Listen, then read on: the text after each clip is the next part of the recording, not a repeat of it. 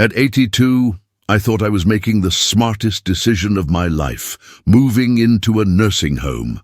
My family promised me safety, comfort, and care around the clock. What could go wrong? But within months, I realized I had traded my independence for something far more complicated than I ever imagined. This isn't just about sterile walls or set meal times. It's about losing pieces of yourself you didn't even know you could lose. Today, I'm sharing 5 brutal truths I learned the hard way, lessons that have made me vow never to choose this path again if given the chance. If you've been told a nursing home is your best option, or you're considering it for someone you love, you need to hear what no one else will tell you. Stay with me until the end, because these insights might change how you think about aging, freedom, and the choices we make when we feel like there's no other way. Hey everyone, before we dive into today's story, I'd love to hear from you. What did you have for breakfast this morning? Let me know in the comments below. I'm curious to see if we share any favorites. If you're new here, welcome to Golden Years Wisdom, where we share heartfelt stories, life lessons, and practical advice for thriving at any age. Don't forget to subscribe and hit that bell icon so you never miss a video. Your support helps us keep creating content that inspires and connects us all. Thanks for being here. Part 1. Losing my independence. The first morning in the nursing home, Margaret woke up to the faint hum of fluorescent lights and the distant clatter of trays being rolled down the hallway. Her heart sank as she realized there was no familiar creak of her bedroom door or the comforting aroma of coffee she used to brew herself. At first, she tried to brush it off. After all, wasn't this supposed to be easier? But soon, the weight of her new reality hit her harder than she could have imagined. This wasn't just about sterile walls or set meal times. It was about losing pieces of herself she didn't even know she could lose. Everything that once felt automatic now required permission or assistance. Wanting a glass of water at midnight meant waiting for someone else's schedule.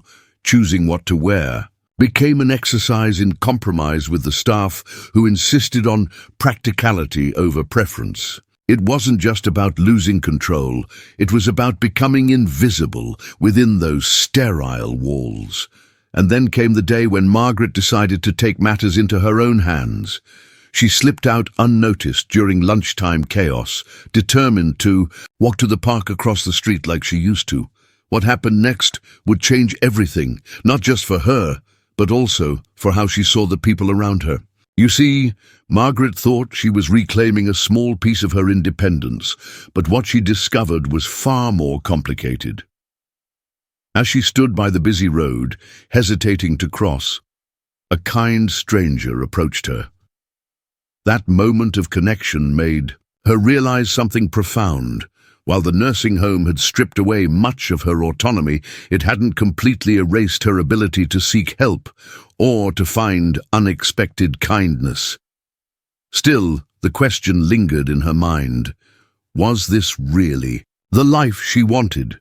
Or was there another way to live, one where she didn't have to choose between safety and freedom? If you've ever wondered whether moving into a nursing home is truly worth it, stay with me. By the end of this story, you'll understand why holding on to your independence might matter more than you think, and why some sacrifices are harder to undo than others. Part 2. Feeling forgotten. After the initial excitement of moving into the nursing home wore off, a deeper, more unsettling truth began to surface. I was slowly being forgotten. At first, my family reassured me they'd visit often, and for a while they did. My daughter came by once a week, my grandchildren stopped by on weekends, and it felt like I was still part of their lives. But as the weeks turned into months, something shifted. The visits became less frequent, the phone calls shorter, and the promises of next time started to feel hollow. My daughter began calling instead of coming. My grandchildren got caught up in school and work, and holidays, once a guaranteed reunion, started slipping away with last-minute cancellations. I found myself sitting alone in the common room, watching other residents stare at the door, hoping someone would walk through it for them. It wasn't that my family stopped loving me. Life simply got in the way. When you're not around every day, it's easy for people to assume you're adjusting, that you don't need as much attention. But the truth is, the longer you're in a nursing home, the easier it becomes for people to forget just how much you still need them. One evening I sat in my room holding my phone, debating whether to call my son. I didn't want to be a burden, didn't want to remind him that I was here, waiting for a visit that might never come. So I put the phone down, and that's when it hit me. This was my life now. Watching the days go by, hoping someone would remember to include me. If you're considering moving into a nursing home, ask yourself, are you prepared for the loneliness? Because no matter how much your family loves you, once you're out of sight, it's easier than you think to become out of mind. And if you've ever wondered what it feels like to sit in silence, waiting for a knock on the door that never comes, stay with me, because this story isn't over yet. Part 3. Losing my sense of purpose. One of the hardest truths about moving into a nursing home is realizing that your sense of purpose, the very thing that once gave your life meaning, can slip away without you even noticing. At home, I had responsibilities. I cooked meals, watered my plants, tidied up my space, and took care of the little things that made me feel useful. Even the smallest tasks like folding laundry or organizing my bookshelf gave me a reason to get out of bed in the morning. But inside the nursing home, those rituals disappeared almost overnight. Meals were prepared for me, cleaning was done by someone else, and there were no plants to nurture or projects to complete. At first, I told myself this was a blessing. I could finally relax, let go of chores, and enjoy the freedom from responsibility. But after just a few weeks, something felt off. The days started stretching endlessly before me, filled with nothing but waiting. I saw it happening to others too. There was George, an 84-year-old former carpenter who used to build beautiful furniture in his garage. Now he sat slumped in his chair, his strong, skilled hands idle in his lap. "I feel useless," he admitted one day, and I knew exactly what he meant. Without purpose, life begins to lose its color. You stop engaging with the world around you because there's nothing left to work toward. It's not just boredom, it's a slow erosion of who you are. And when you're surrounded by people going through the same thing, it becomes easier to accept this emptiness as normal. But here's the twist. While most residents resigned themselves to this new reality, I met one woman who refused to give up her sense of purpose. Her name was Eleanor, and she spent her days knitting blankets for charity. She didn't wait for permission or approval. She simply found a way to keep contributing, to stay connected to something bigger than herself. Watching her made me realize that purpose isn't something handed to you, it's something you have to fight for, especially in a place designed to make everything easier. If you're considering a nursing home, ask yourself, what gives your life meaning? Because once you move in, finding purpose isn't as simple as filling your time. It's about holding on to the things that make you feel alive, and sometimes it's about creating them where none exist. Part 4. Declining health faster than expected. One of the most shocking realizations I had in the nursing home was how quickly my health began to decline, and not because of age, but because of the environment. Before moving in, I prided myself on staying active. Sure, I wasn't running marathons at 82, but I could still take care of myself. I cooked meals, went for walks, and even did light stretching every morning to keep my body strong. Those small routines kept me moving, kept me feeling alive. But once I stepped into the nursing home, everything changed. At first, it seemed like a relief. Meals were brought to me, cleaning was done for me, and if I needed anything, all I had to do was press a button. What I didn't realize was that the less I did for myself, the weaker I became. My legs which had carried me through. Decades of life started to feel stiff. Walking across the room felt like climbing a mountain. Sitting became my default position, and before long, getting up from a chair felt like a chore. It wasn't just me, either. I saw it happening to others too. Alice, an 81-year-old woman, who used to walk laps around the facility every day, slowly stopped showing up. First, she switched to using a walker, then a wheelchair. One day, she looked at me and said, "I don't know when it happened, but I feel like I aged 10 years in just a few months." That's exactly what it felt like. When you stop using your body, you start losing it.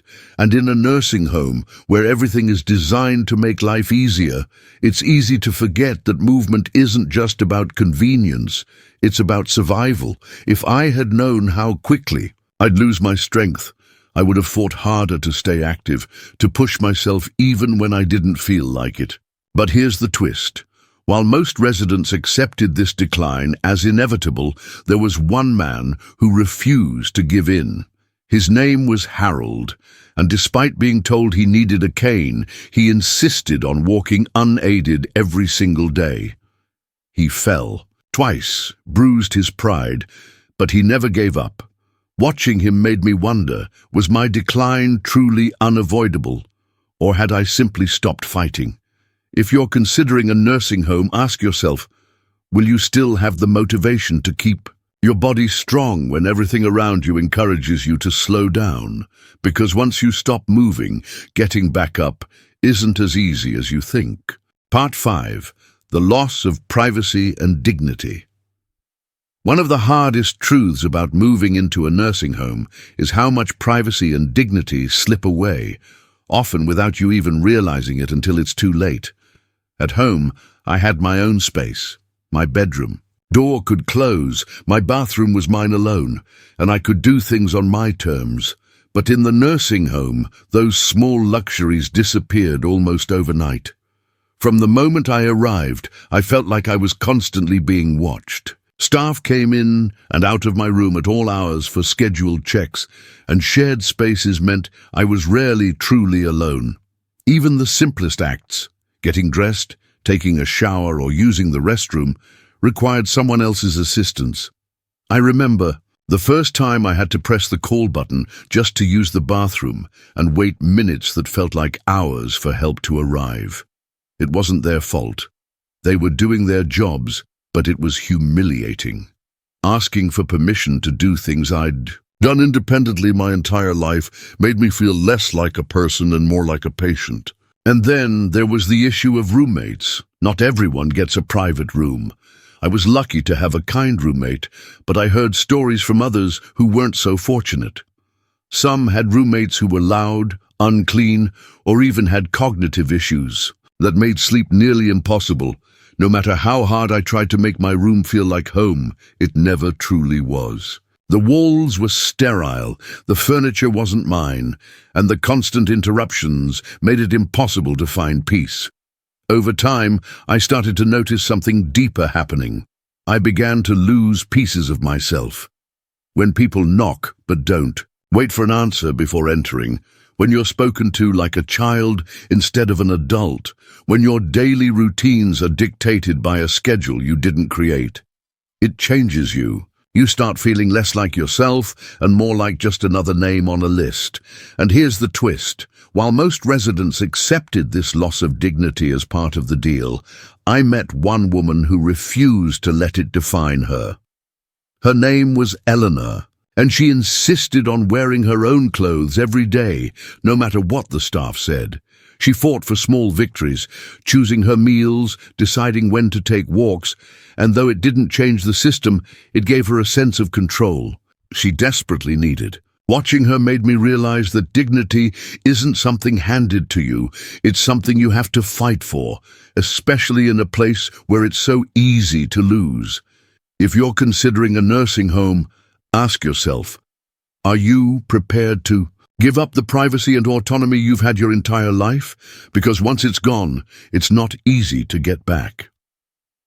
As I sit here reflecting on my journey, I can't help but feel a deep sense of regret.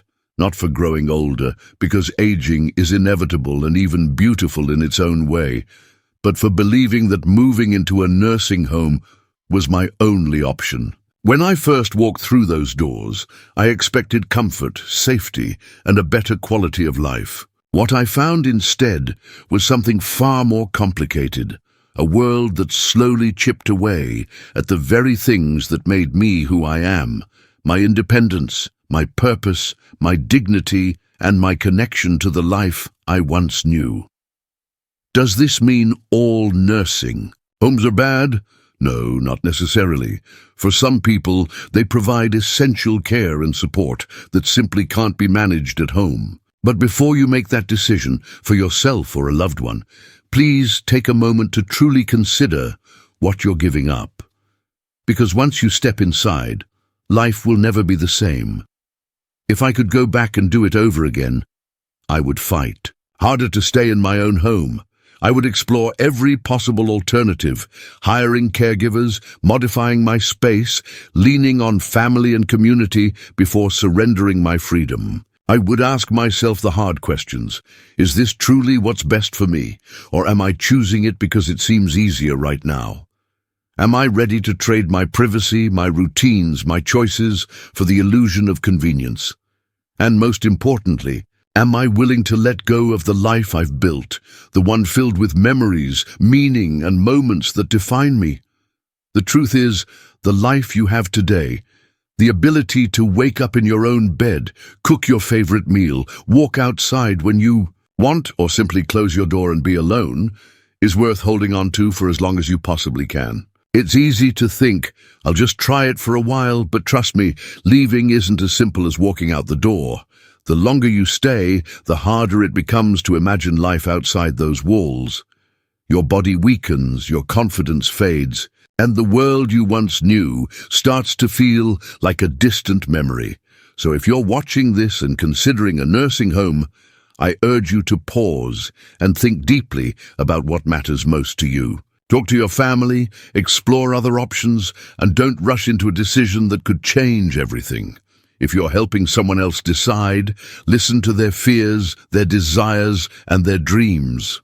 Remember, it's not just about safety or convenience. It's about preserving their humanity, their identity, and their joy.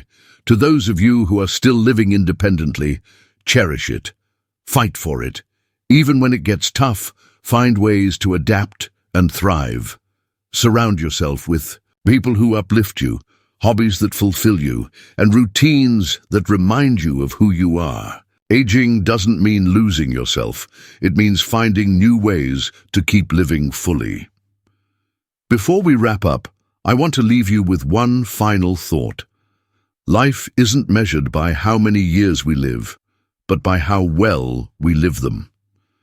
Every choice you make shapes the story of your life, and no one should have to write a chapter they didn't choose. So, whether you're 50, 70, or 90, take control of your narrative. Hold on to your independence, nurture your relationships, and never stop seeking purpose, even in the smallest things. Thank you for joining me on this journey today. If anything I've shared resonates with you, please leave a comment below. Share your thoughts, your questions, or even your own experiences. I'd love to hear from you. Your stories matter, and they inspire others facing similar challenges. If you found value in this video, don't forget to like, subscribe, and share it with someone who might need to hear this message. Together, let's create a community where wisdom, empathy, and empowerment guide us through the later chapters of life. Until next time, remember, you are more than your age, more than your circumstances, and more than the challenges you face. Keep fighting for the life you love, because you deserve nothing less.